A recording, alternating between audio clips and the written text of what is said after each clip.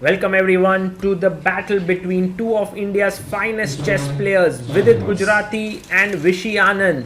Vidit opens the game with knight f3, Vishy plays d5, g3 the reti, knight comes out, the bishop develops and Vishy also starts building a home on the king side. Vidit goes for the symmetrical variation, c4, c6, the solid Grunfeld. One thing that is slightly surprising is Vidit making his moves with left hand. He generally plays with the right hand, but somehow it seems like he wants to be a little relaxed in this game.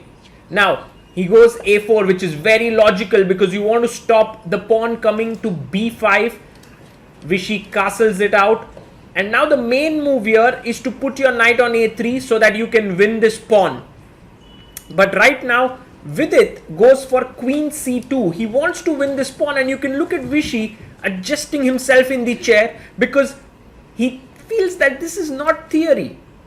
Now, one of the most normal moves is to play a5 and latch on to the b4 square. Get your knight from a6 to b4, but Vishy makes a provocative move. He defends the pawn with his bishop. Why is this provocative? Because now Vidit can jump to g5 with his knight, attack the bishop.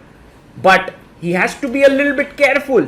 The pawn on d4 is hanging.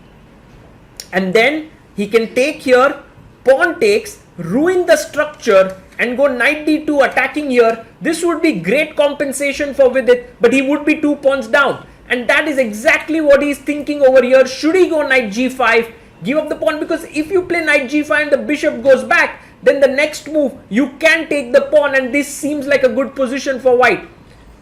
On the other hand, the other options are to develop your knight to a3 and then take the pawn this way. Vidit is taking his time. He's down to 4 minutes. Vishy has 4 minutes 54 seconds. The time control is 5 minutes plus 3 seconds increment. And Vidit goes for the dangerous move e4. Well, he doesn't think he needs to recover this pawn. He's expanding in the center, but now the d3 square is weak. The knight can jump from a6 to b4 to d3, and it could be very risky here. How should Vishy respond? Because Vidit is clearly not going to take it easy on him. He goes h6 and he tells Vidit, your chance to get your knight here has passed. Now, knight a3. Again, with the idea of knight c4 seems logical, but Vidit goes rook d1, and somewhere he's telling Vishy, I want to push my pawn to d5. Vishy, unperturbed, goes knight to a6. He is looking at the b4 square. Now, very important to play bishop d2, taking control of the b4 square. If you go queen b6, then bishop c3, knight b4, then queen e2, and white is doing excellently well in this position because the c4 square, c4 pawn will eventually fall. So Vidit must be a little careful of this move, knight to b4. But he jumps on with knight e5, and that's a big mistake. Vishy can actually now go knight g4, and the point of this move is that now after you take, the d4 pawn is hanging. Can Vishy find knight g4? No, he goes knight b4 first. He's attacking the queen, which is also a good move, but now Vidit can go queen c3 and attack the knight. He does it. He plays his queen to c3, the knight is attacked. How does Vishy respond to this now? Whoa, he goes c5, he defends the knight and tells Vidit, you can't take the pawn, your rook is hanging here. So this pawn is pinned right now.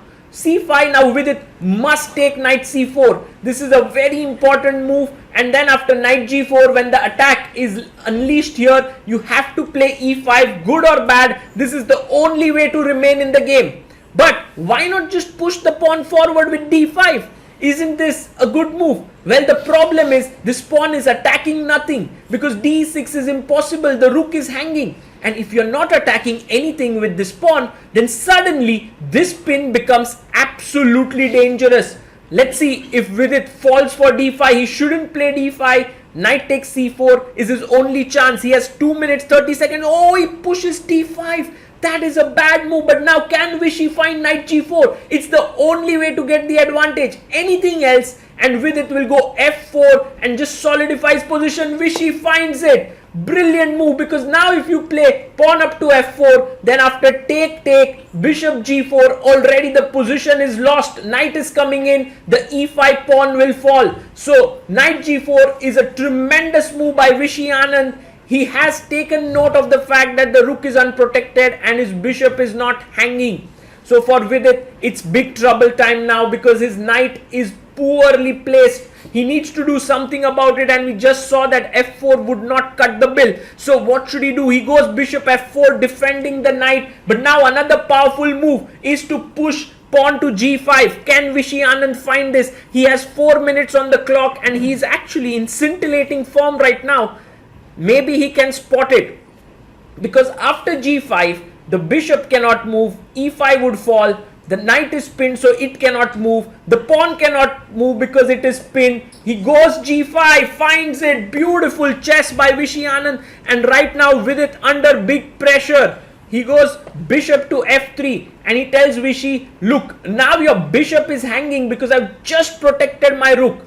So now Anand, if he's in tremendous form, he'll find this unbelievably difficult move, bishop c8. Why is it difficult? Because firstly, it's a backward move. Secondly, you are not blocking your queen's path here, and I think it's not such an easy move to find it amidst all the calculations that are going on.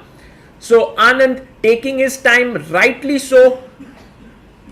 Whoa, he finds it. That's the reason why he's the 5-time world champion. What a move found by Vishy Anand. Suddenly, Vidit is still under big pressure, but now one thing is good. He can actually chop off the knight, which is putting pressure here. Otherwise, he's simply losing material. He has to take the knight on g4, but it's not a happy move you make, because the bishop jumps in and attacks the rook. You no longer can take this because the queen is hanging.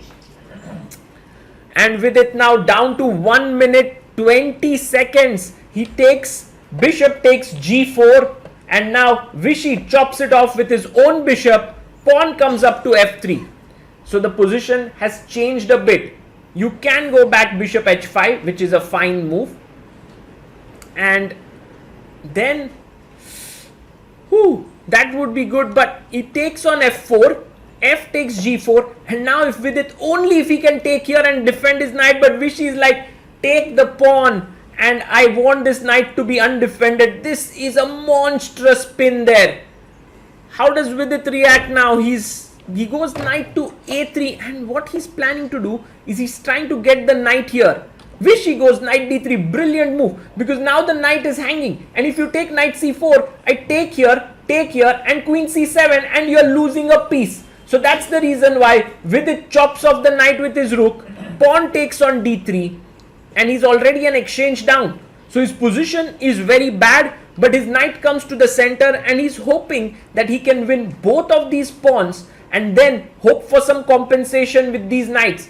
It's a far cry, but it could be possible. Now Anand needs to go. Yeah, he plays queen c7. Fantastic move, keeping pressure here. The queen cannot move. The rook comes in, and I love how quickly Vishy played this move, because imagine if he went a6, there was a5, and so he first goes b6, rook takes, and now a6, and he's telling with it, I'm kicking away your knight here, and then your knight on e5 will fall. How quickly did he spot it? That was just amazing. Now Vishy has 3 minutes, Vidit has 50 seconds. He pushes his pawn forward, pawn takes pawn, knight takes on d6.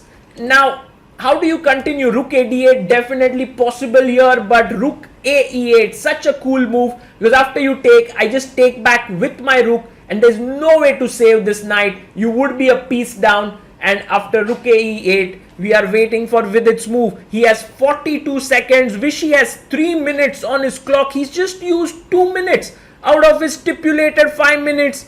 What a game by Vishy Anand. He's played just unbelievable chess here. Vidit, of course, playing risky opening and could not recover after those few inaccuracies. And I think it's time to throw in the towel. You can see Vidit calculating last few things, trying to see if there's any way to wriggle out of this mess, but I think there is none. Vishy is confident, and I think the game is over. 9 seconds left, and Vidit resigns. Vishy Anand has done it. What a nice game. I would call this the game of pins. There were so many pins in this game, and Vishy navigated them beautifully.